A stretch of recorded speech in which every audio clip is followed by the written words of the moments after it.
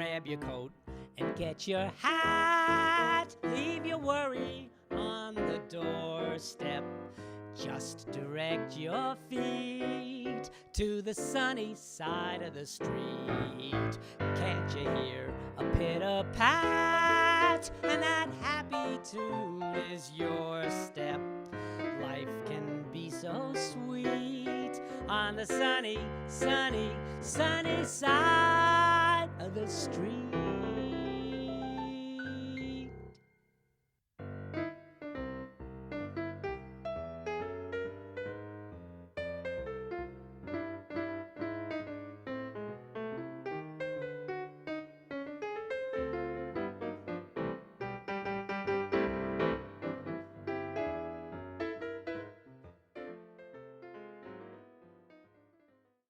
Hi, welcome to another Sunny Side of the Street. I'm your host, Todd Gross, a clinical psychologist and director of Adams Street Associates in Newton. And our show has always focused, for all these 20 years, I can't believe it, on the side of human nature that doesn't get much play in the media. The individuals, the groups that do things that are really helping other people and making a difference, having impact, as opposed to the more negative side of human nature that tends to be emphasized a lot. So when we do shows, we try to think of some of the different components of what makes up the sunny side of the street. And one of the things that seems to unite a lot of the programs is the way in which people respond when they have some goal to work on that they can combine forces to work on. And they feel not only achieving the goal, but the process of achieving it helps them connect and have a sense of community and lessens isolation.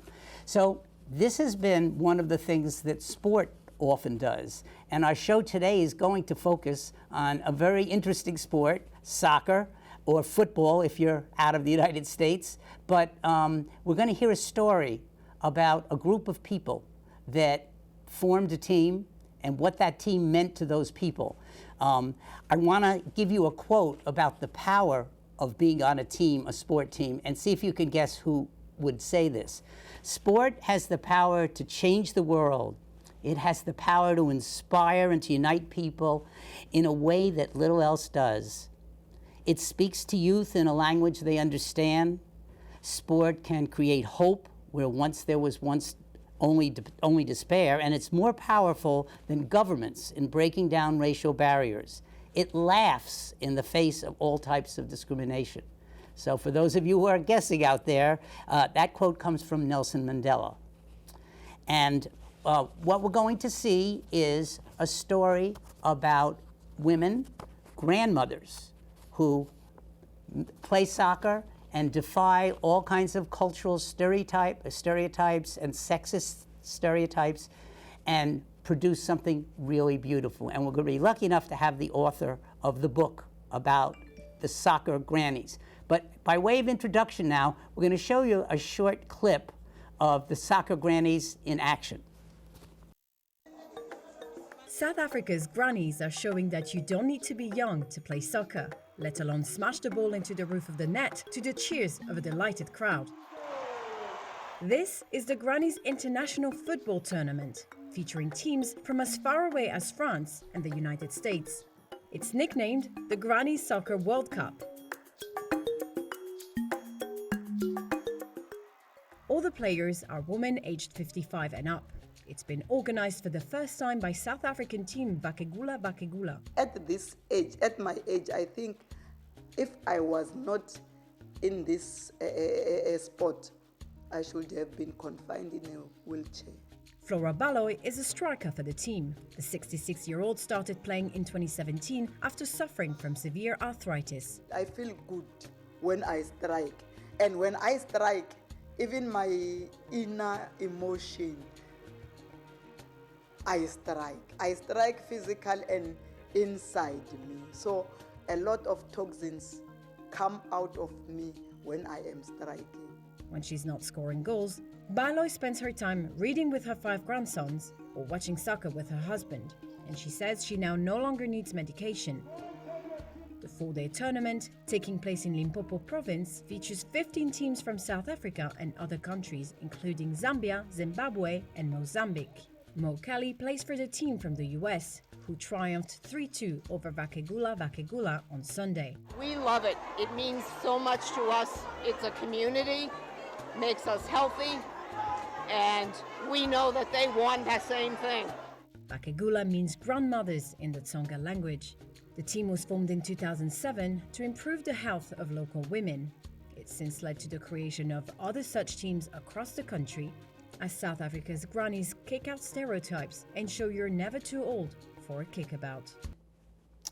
We are lucky enough today to have a person who has written a book about these soccer grannies and plays soccer herself here in Lexington. And so I want to introduce Jean Duffy. How you doing, Jean? Hi, Todd. Thank you for coming. Jean Duffy is a nonfiction writer who's published with the Boston Globe, the Concord Monitor, the Packingtown Review, the Somerville Journal, the Stamford Advocate, and WBUR's Cognoscente. Soccer Grannies is her first book, and what a book it is. She worked for 26 years before as an engineer and manager and as a consultant to nonprofits. So welcome, Jean, and Thank you. can't wait to talk about what you did. I do want to tell the people who are watching that we're going to talk about this book.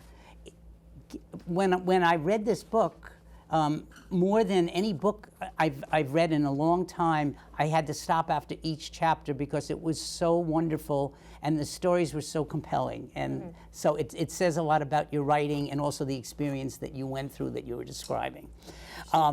Maybe just as a starter, if you could tell our audience a little bit about yourself and about the 26-year career you had as an engineer and manager before you retired.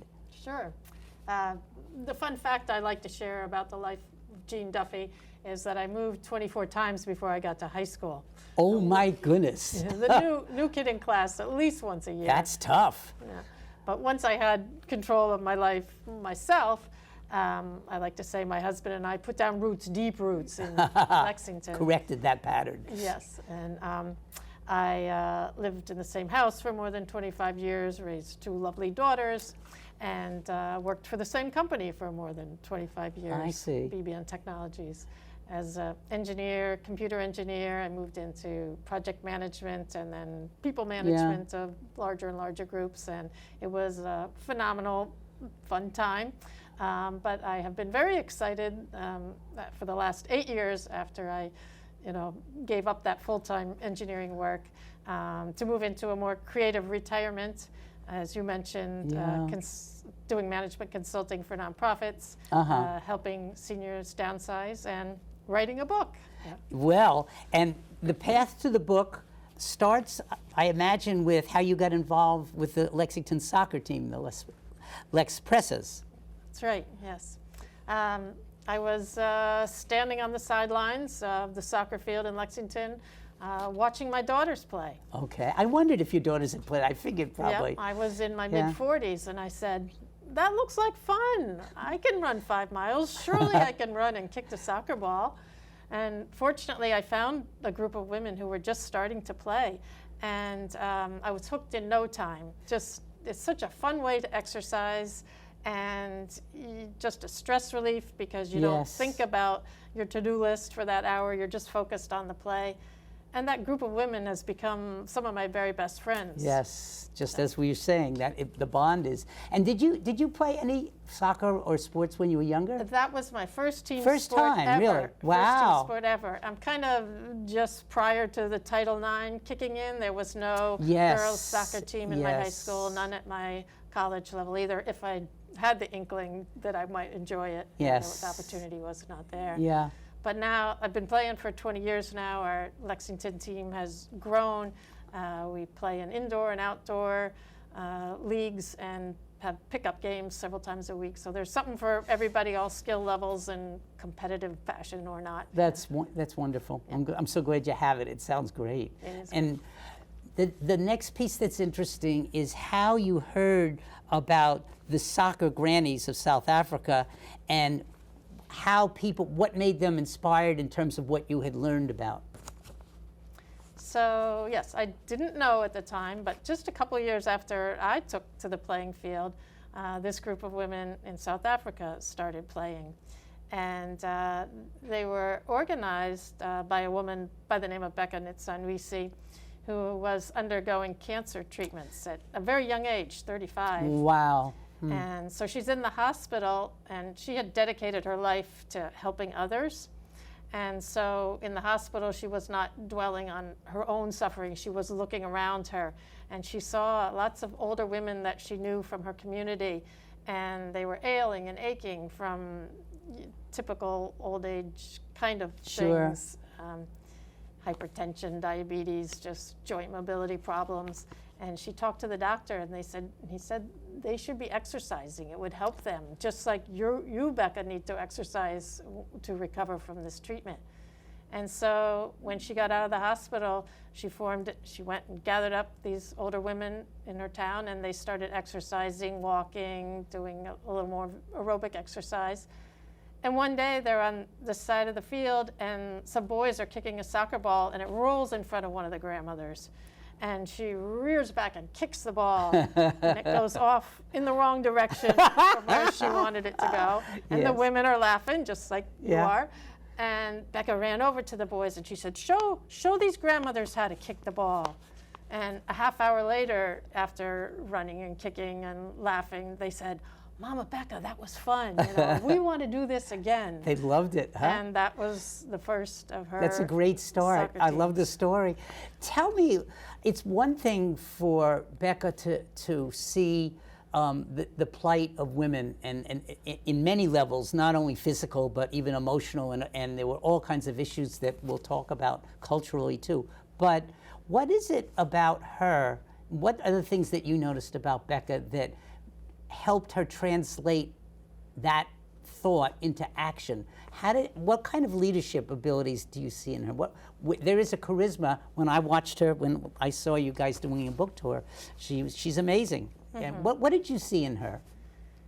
She just has this total loving, giving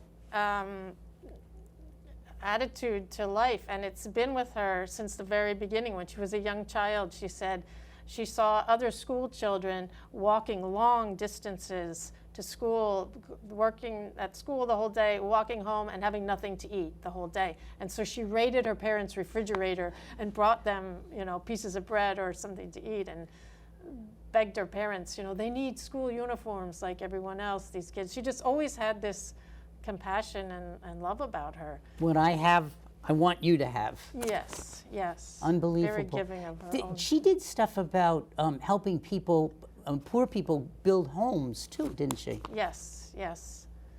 As we'll talk about, many of these older grandmothers are watching 10 to 12 children, grandchildren, and some of them don't have a roof over their heads. So she, brings together resources and what money she can give, and has helped build many houses. That would help our viewers understand why I think one of her nicknames is the Mother Teresa of Africa.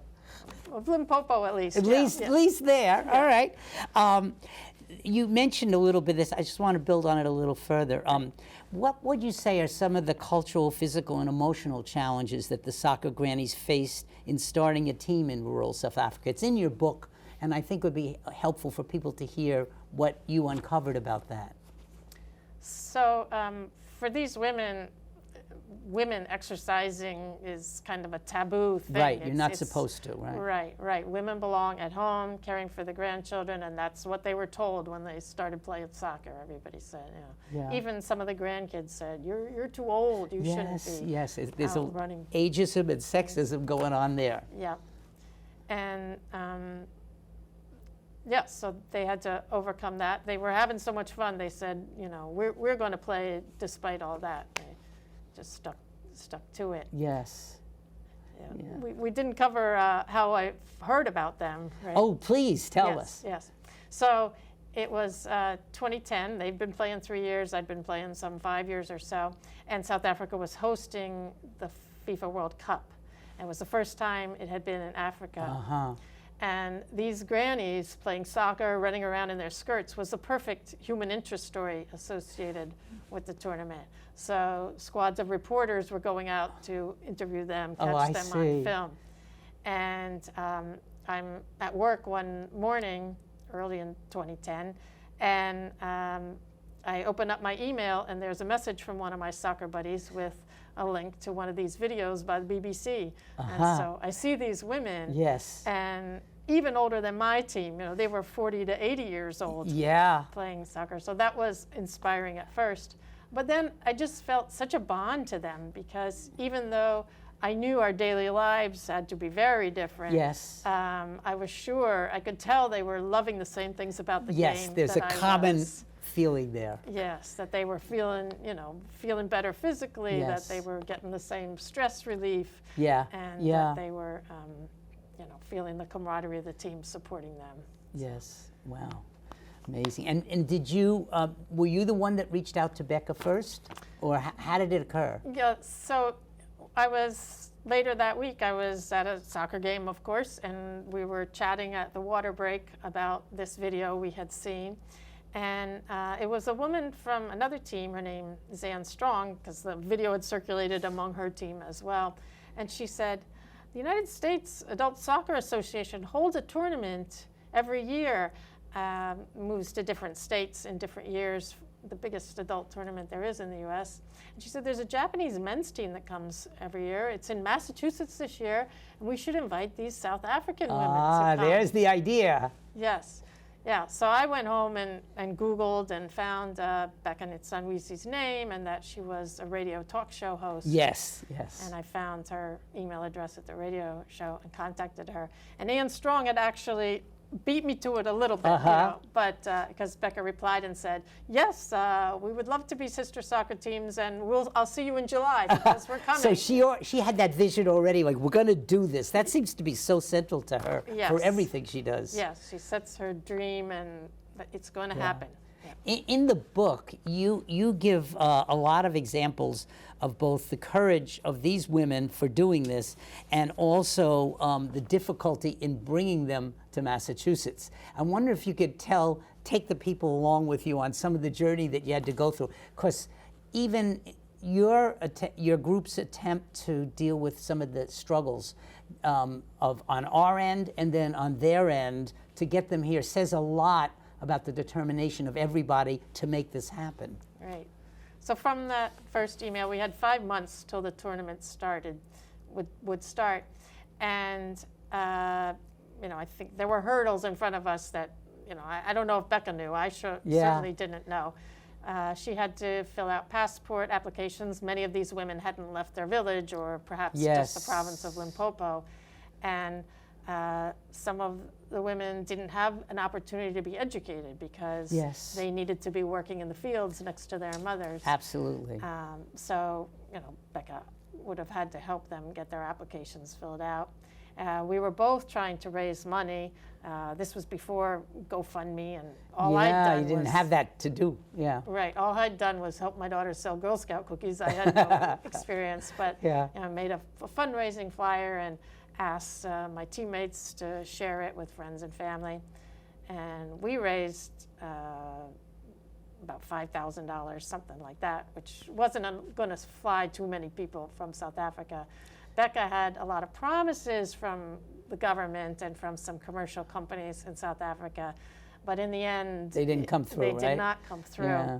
And so it was about a month before the tournament, early June, when I'm Googling one morning for, you know, SoccerGrannies and Becca Nitsanwisi, and up pops a New York Times article about these women. Oh. And at the end, their desire to come to America, but that they were lacking funds. Oh, so that's helpful. Yes, very helpful. And then with an address to send money to, or some organization? There was not an address. Nothing. So the people who were motivated had to find out the contact for the tournament people, and then they would point her to me. So they had to do a little work to be able to get that way. Wow. And that shows their determination too to be a part of it. Right, that they saw touched by it and wanted to be a part. Of helping it. And about a week and a half later, a similar article ran in the LA Times, and it was from there that someone was motivated, and she actually said, my company sponsors professional soccer teams. How much money do you need? Oh my I'm going to go to the president and see whether I can make this happen. Oh, that was wonderful. That Wow. was the miracle we were waiting There's for. a lot of miracles around this story. That's one of them for Yes. sure. So once we thought, okay, we have that money in hand, they had to get visas. Okay. And that can be a timely process. And so Becca loaded up 20 of them, transported them 4 miles to the nearest U.S. consulate in Johannesburg. And they spent 2 days, filling out paperwork and being interviewed. We were calling in from here, explaining the situation, how this was a wonderful opportunity for these women, a magical Yes. power of sport kind Yes, of you thing. bet. Yeah. And of course, they couldn't, they had to follow the rules. Yeah. But we got a delighted call from Becca that she had 19 of the 20 got visas. So they're all riding home, so excited to pack their suitcases and go on this big trip. And we go to buy flights.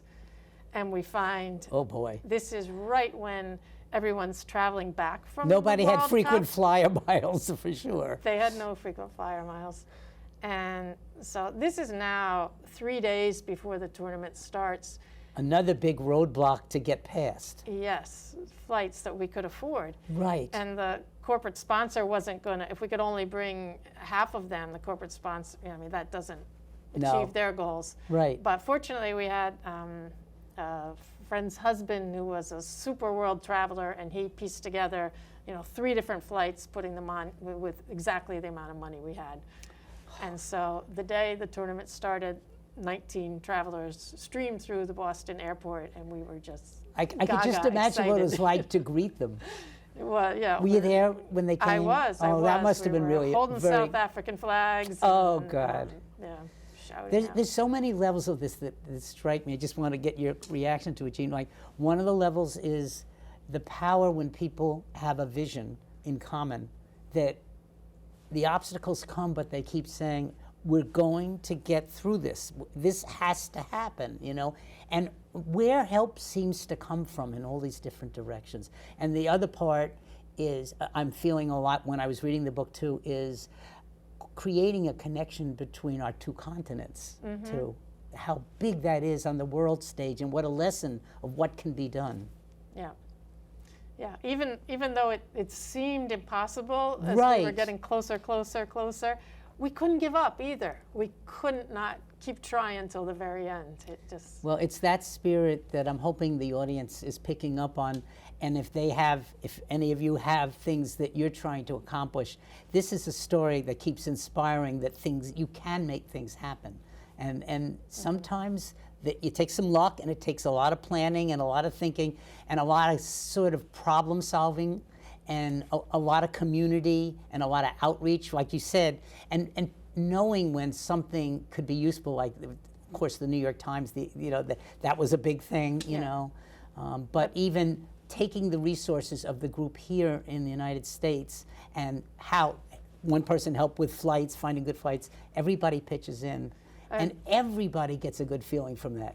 right. And that was true in spades once they arrived, because we had almost no warning to figure out how to transport them. Who's going to do Yes. Costco runs? Who can get donations? Right. of Oh, some the food and everything. I water remember and- that too. Yeah. We had to And were they pull all that eating together. American food or a combination of any food? Did they get a chance to eat any of the food they were used to eating? At one point, during the tournament, they ate American food. Yeah.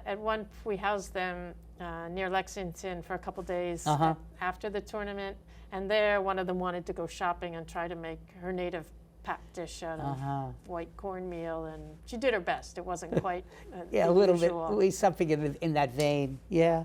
I was also going to ask you if that when they started playing, a little bit about what they're like playing and how people receive them. What was it like in the tournament? What was it like when they were out on the field? Even some of the things that show their culture, and also what they brought for us to learn from. That's a good question. Yeah. So, we traveled by bus to the field, and they immediately loaded the boxes and chairs onto their heads to carry them hands-free across the field Yes. for us. That's not a talent Yes. I have. And on the field, they were singing and dancing before the games, after the games. They didn't have the football skills to score a lot of goals. Sure. But their spirit was so great, they came off the field as if they had, Yes. won the World Cup. And I think that really warmed everyone's hearts. Even, the teams were Yes. excited, the ones who got to play with them. And the refs officiating were excited. And there was, some media around that was not on the other fields, Yeah. just to catch the... And catch they, them in action. there's something about in the book about them praying too, that's part of, and singing, those kinds of things that they do a lot Yes. together. Yes, they prayed on the way to the stadium on the bus, and they would, circle up after the games and pray before meals. And I love the part about yes, they want to play as well as they can. They were trained, they had coaches, they had people that work with them, but it wasn't the score that mattered. It was the love of the game, and their opponents weren't the enemies. You know how at the end of a lot of sports matches, everybody does high fives and stuff like that. I'm curious, but the sense I got from the book is that's not what they were. They were there for the community and doing this together, and their love of the game and their love of each other, and the love that they felt coming from our country to them. Yeah, I think that's absolutely true. Yeah, it's beautiful. It really is. And a little bit more just before, one question I wanted to ask about how they were received. A little bit more. There's that clip of that woman saying, we both want the same thing. Do you have any memories of things that happened in terms of how they were received by the Americans? Not only your team, but the other teams too. Well, like I said, everybody was excited. They were excited to play with them. They have a tradition of passing little pins around at the tournament from their whatever state they're from. Yeah. So they were gifting those to the grannies. There was at one point, one of the grannies ran off the field and put her head in Becca's lap, and she was sobbing. And I said to one of the English-speaking grannies near to me, I said, is Lizzie okay? What's wrong? Yeah. And she said, she's okay, she's okay. She's just so grateful to Mama Becca for the opportunity to play soccer and the opportunity to come to America. This is just beyond her dreams. And then she said to me, Lizzie lost 5 of her children to AIDS. And she said 5 is a lot. Oh. And my heart was just breaking. I mean, 1 is a lot, 2 is a lot. How do you move forward with 5 of your adult children dying? These women have had incredible struggles with, poverty and amazing courage to try to still go on. Resilience and go on. Yes, unbelievable. I wonder if you could say even some more. Because in your book there's so many stories that were so moving. So to pick a couple of the most exciting and heartwarming memories, that was one already, I'm sure, about their visit to America, things that strike you, and also things you learned about their lives that illustrate how much they overcame to then play soccer, even in terms of, people's resistance or getting away from their role in the family for a day to practice, all those kind of things that show their strength and courage and determination. Yeah, so one of my happiest memories was in the days after the tournament when we were back in Lexington. We met on our usual playing field for just a pickup game, and we mixed up all the players. There were some neighbors and family members wanted to play too. And just the warmth of the game, Yes. being able to set up plays with the women. You don't need to speak the same language to Yes, be it's universal. laughing and kicking the ball. Yeah. One of them, her shoe flew into the goal instead of the ball. I said, that counts. Oh, God. So it was, that was just the warmth, our shared love of the game came through really there. Yes. a lot of this stuff also that was very interesting to me was the physical gains these women made because of playing soccer. I mean, that woman said that in the little clip before. No medication anymore. That's pretty wonderful. You know, it says a is. lot. I was talking with my staff about this, suggesting that they get the book too, and one of the women, one of the therapists in our group said, you know, what strikes me about what you're saying is movement is so important, especially as we get older, all through our life, but they're having impact and they're moving. Yeah, the exercise, just expending the energy, I think gives you more energy later. And so they go home happier and ready to greet their grandkids and run around with them and play soccer. And I also love, I was watching one of the clips about the coach working with them, and one of the women fell down, and he had a way of reframing that. What did he say? He said something about that it shows, you know, you have to fall down to be able to get up and play. Yeah, and soccer is medicine or something like that. Exactly. It's a way of sort of saying, no judgment here. That's not what we're here for. It's the process. Yeah, and everybody helps each other back up, and off we go. Another amazing lesson, I'm telling you. Now, we also have the reverse happen.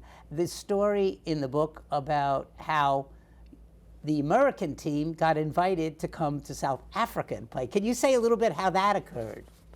I love both parts of the story. They're both awesome. Yeah, so yes, well, before Becca left the United States, she said, you know, you must come to South Africa next year. We want you to visit us. And we said, great, yeah, that'd be fun. And so it was 5 of my teammates and some assorted family members. We went. And just a reunion with these women. She organized several teams from nearby places to come, and they just hugged us, you know, grannies we recognized, grannies we didn't recognize. And we played another pickup game on the field with them. That was wonderful. Nice. One of the younger grannies was getting married that weekend. Oh, really? And so we crashed her wedding reception for a little while, which was fun to experience.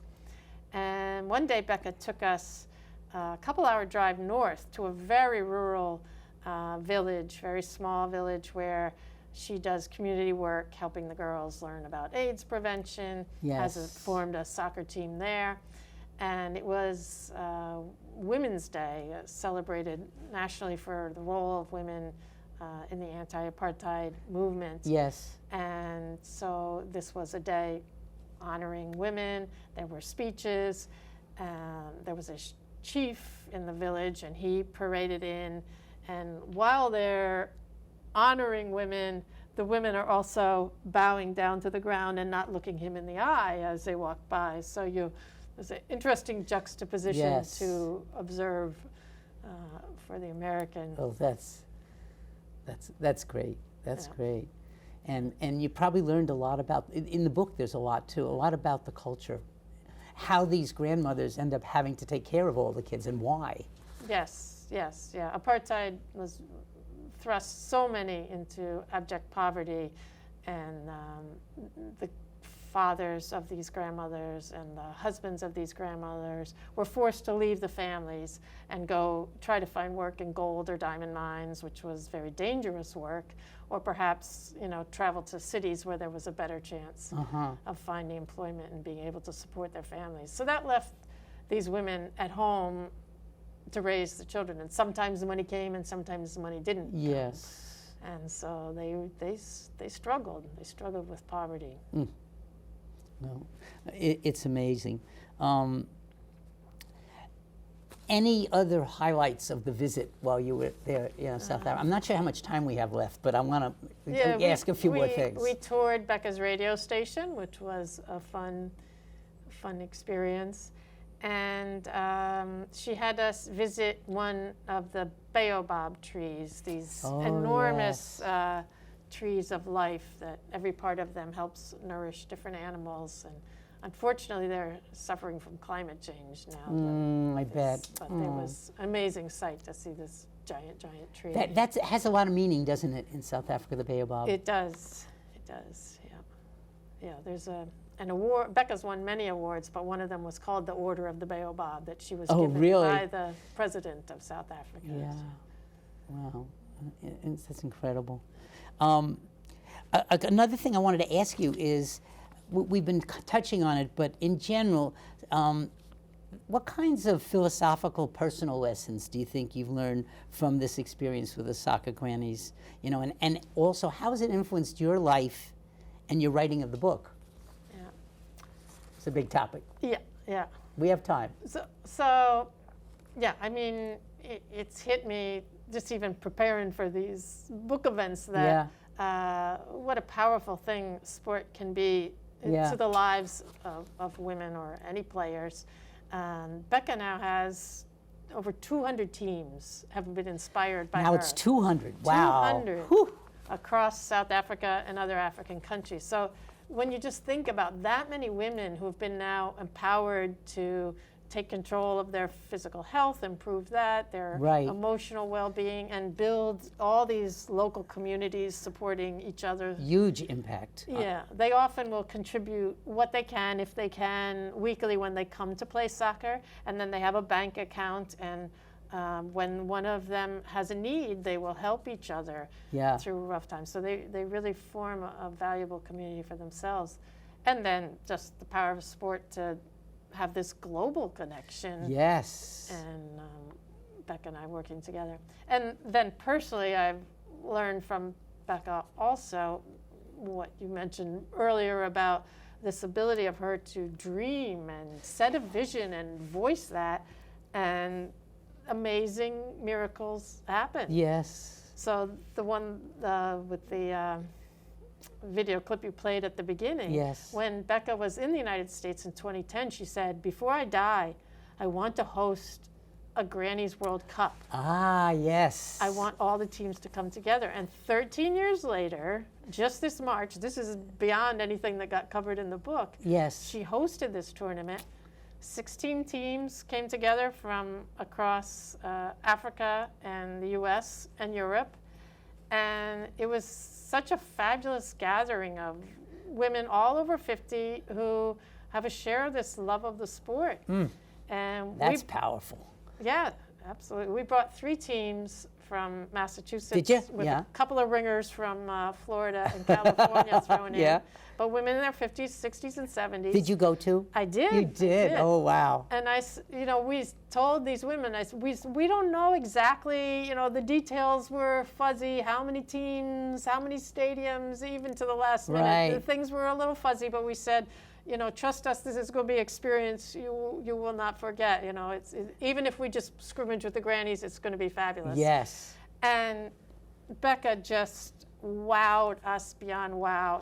We got off the bus, and the opening, there was a parade through the town, each team behind the flag of their country. The streets were lined with people, was giving us high fives, wanting us to take their picture or hug us. Oh, wow. And then we went into the stadium, and it was packed. The stadium was packed. Wow. And if you think about Becca going from the point, and the first Grannies team, going from the point where people were saying, you belong at home, not on the field, to now bringing this international event to their town, and this, all this excitement. And the original Grannies that we met were in the stands now cheering. They had their 50 and 60 youngsters, the 50 and 60-year-olds on the field playing against us. But they paved the way for this next generation of women to play too. Oh, this is so powerful. Just how far she's come. And for me, I'd never played. Must have been more exciting for you to be playing. Super exciting, yeah. Not starting my first team sport till my mid-40s. I'd never played in front of 5 people, let alone a stadium of people singing and dancing for every goal that was scored. I love to picture that spectacle. It must have been amazing. Yeah, and before a game, we would line up in the stadium tunnel, one behind another, the two teams, and they had two teams of girls in uniform, and each one of them would take each one of our hands and parade out onto the field, play the national anthem with hands on heart, and it was just an amazing experience for us. Oh, it sounds incredible, incredible. And there's a tournament now that's coming up next week too? There is, this annual U.S. tournament. Yes. It's going to be in, I'm pretty sure it's North Carolina next week. Yeah. And you'll be in that too? I am not. No, not I'm in not that going one? to Okay. that. No. Yeah. Well, there's another dimension of this that I want to ask you about too, and that's you, the writer, because you wrote this book, and it is, I can't say enough to people watching, if you read it, just put a box of tissues next to yourself, because it's so from the heart and so well written. And I would like to hear a little bit about your journey as a writer too. Sure.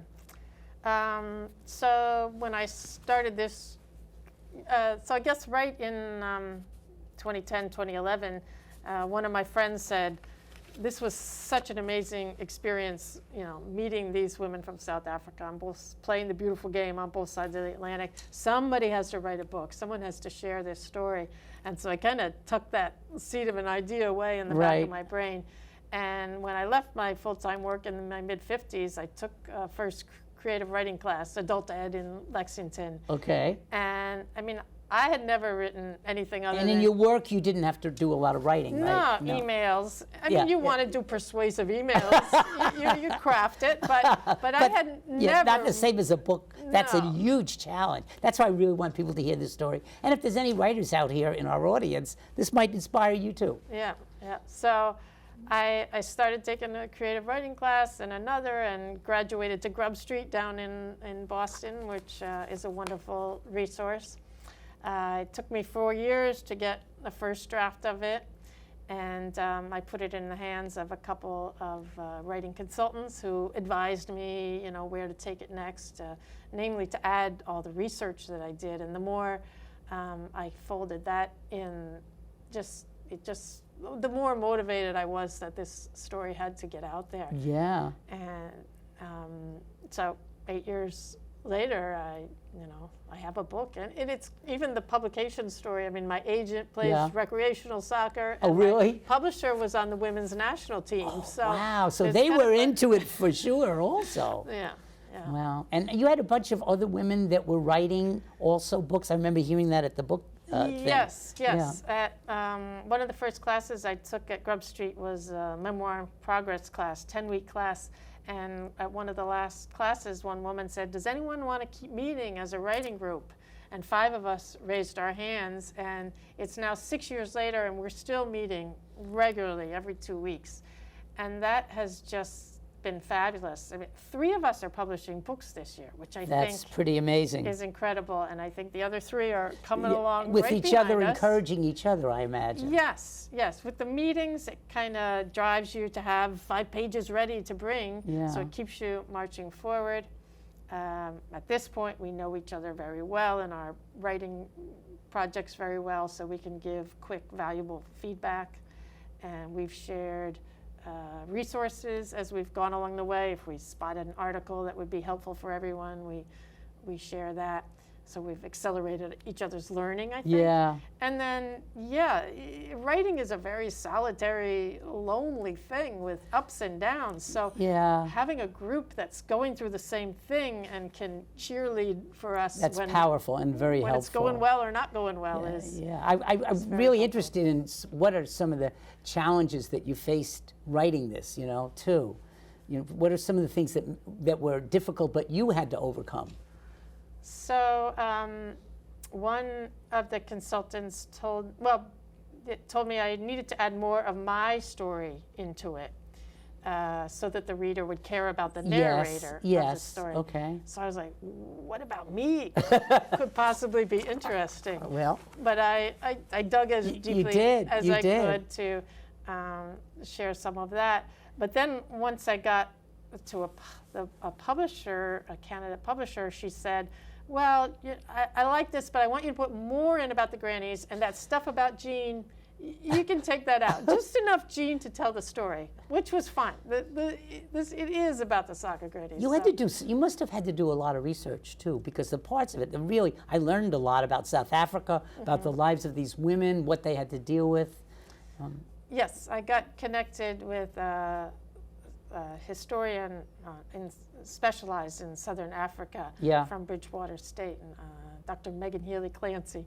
Yes. And she put up with my questions when I didn't know very much at all. Yes. And pointed me to books I should read, research papers I should read. And then she actually read a draft once I had inserted some of the research, and, cautioned me if I was veering into culturally sensitive areas, or, identified if I was missing things she thought should be added. So that was invaluable in understanding and learning so much and conveying that. It feels like the same story in a way for you on your journey, that you had the right support and and also the right insights about what to do, and then got feedback to keep tweaking it and making it the way you want. Yeah, it was a team effort. A team to get effort there. again too. Wow.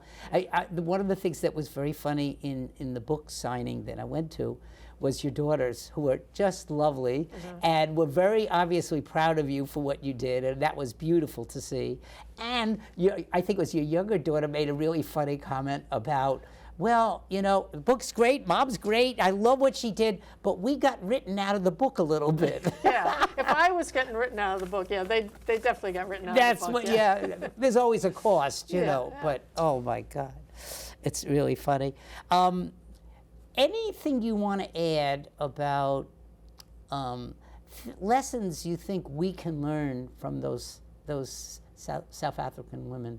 Because I think a lot of what I left the book feeling with is they are also our teachers in many ways too.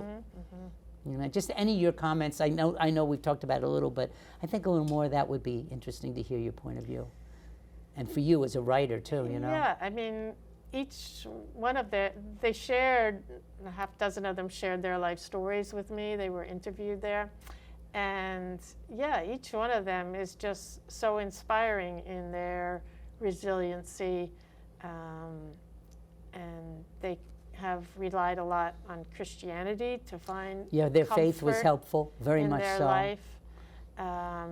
Even though they may have struggled with poverty, all along, South Africa has put in place a pension for older age, over 60. Oh, that's good. A child subsidy.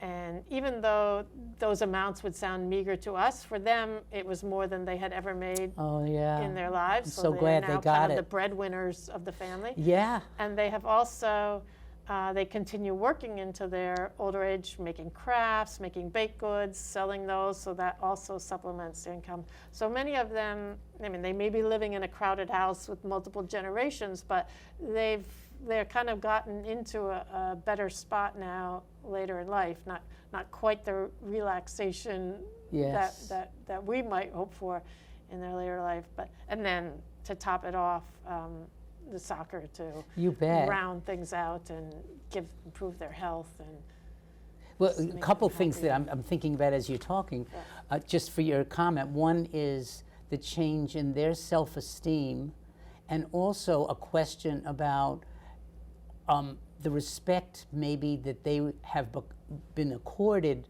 and how that's affected them too. Yeah, I have to believe that, the packed stadium, that they are people came to see them, respected, and Becca is finding more forward momentum for all her good deeds based on the successes that they've seen. Wow. And how about a couple comments on future directions for you and what of this situation, and if it's led you to have your own visions of more things? Yeah. Well, your dreams, Yeah. I can see Grannies teams in every country of the world. I want to sit down with Becca and get from her, what's the recipe? What are the couple of supports you need to put into place? Because I think, we could get that message out, and obviously it sprouts, and that could be very powerful.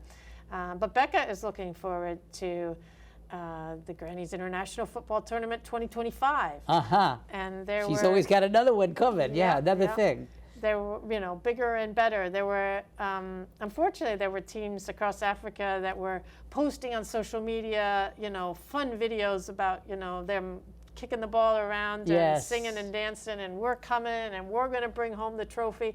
And then in the end, they didn't have the resources to get there. And I know that broke Becca's heart. Sure, and, it's heartbreaking for us to see. So, we're hoping closer to the tournament to try to rally, connect, teams to sponsor other teams to make the trip. And you could be involved in that, right? Yes, definitely. Absolutely. Yeah. So for the near term, a group of us in the U.S. have stood up a GoFundMe. It's called Score One for the South African SoccerGrannies. And we're looking for any contributions, small or large, to help further all of Becca's initiatives to help the health of older women. That's the focus. So it includes all the football, but also just other general health and education. And then I'm donating the proceeds of my book to the Becca Nitsan Risi Foundation. Oh, good. Oh, that's really wonderful. Supports our efforts. So if people like the book, they can and they can contact you. There's a website, right? JeanDuffy.com. Okay, they'll be seeing that. My website, and the link to the GoFundMe is there. And a list of book events. I have one coming up Tuesday, July 25th in Concord, Massachusetts at the Public Free Library at 6:30 p.m. Good, with a writing buddy of mine. Good. A book about Noam Chomsky and her 25 years working with him, which is another wonderful story. Wow. Have you liked doing some of the tours when you go to all these things, just to talk about the book and stuff, and people ask questions and stuff? Yes, it's great to hear the questions. I like to build in a lot of time for that because that's kind of fun to explore what they want to hear about. Absolutely. Also, I want to mention for our audience that we are putting on a link so that you can see a longer video about the Soccer Grannies too. And then you'll see if you follow that link, you'll be able to watch that film, which is also really excellent too. Yeah. Won lots of awards. Oh, it did? Yeah. Nice. Wow. Well, I think this book should win an award too. It's amazing. It really is. Quite a piece of work. It really is. Okay, I'm trying to think if there's anything else that you want to add that we haven't touched on yet. Or any memories that you want people to hear that sort of, I was thinking about, Becca has all these community organization skills and leadership skills and stuff like that, but it's those skills, but it's that she emanates love of people, which I think is the core. But I just wanted to get your reaction to that too. Yeah. I mean, she herself, does not own a house, and she will walk. She doesn't own a car. She will walk kilometers and kilometers to another village and stay overnight and sleep on the floor in the homes of these people and listen to their stories and eat with them and just show them love and compassion. And then she'll walk home, carrying those burdens with her. Yes. And that empathy. Yeah, it's just, she gives she hopes to rally and pull together things that people need and contribute what she can. But yeah, she just doesn't stop. It seems also, and you mentioned this, that one of those skills that's so important is that she's a good listener. And she listens with her heart. Yes. And that seems to be, those are things that work. They just work, Yeah, they call her Mama Becca out of respect. Mama Becca, right. Yeah, it's a totally inspiring story. Should be a movie someday, I think. People Maybe have said that. People thinking about doing stuff. I don't know. Maybe there's some hope it's somebody out there, right? that will pick it up. But reading it is quite an adventure. It is. It's one of the most interesting books I've ever read, I think. So congratulations on that too. Thank you. Any other future plans that we should know before we stop? Any other things that you're thinking of? No, I mean, I guess I'm just really grateful for the women who shared their stories in the book, their life stories, that detail. Yeah. I mean, I knew my experience of meeting them on both sides of the Atlantic was amazing to me. And then layering in to the book all the research and everything I learned. But then those gifts that they entrusted me with their life stories was quite late in the writing process. And by then, I had learned all the context of the South African history and the political so that was and really social good to know pressures on them. And so, yes, of course, their fathers and husbands left the family to go work. Oh, there's a lot of heartbreaking stories about being isolated and left alone and forced into roles that they had to play, no choice. Yeah, and it just kind of all fit in and made sense once I received those gifts of those stories. And to me, their stories are the nugget of the best part of it. Another one part of what I heard too was the violence that some of them encountered in their own personal lives too. You know, physical abuse. People talking about being hit so many times. So you can't read that without getting upset and then turning around and feeling incredible joy at what they have done despite that. Yeah, she got a divorce. She was not going to stand up for that anymore. Amazing, amazing. Well, this has been a wonderful journey, just reliving this book and talking with you about it, and I wish you all the success in the world for this. And I hope for our audience, I hope all of you will be inspired to maybe read the book, get involved, and even do some of your own visions and maybe follow in Jean's footsteps and Becca's too, in terms of what you do with your lives. At any rate, I want to thank you again. Oh, thank you, Todd. And it was really good to hear this story. And I want to thank our audience for watching. And I hope you tune in again soon for another Sunny Side of the Street. Take care, everybody, and we'll see you real soon.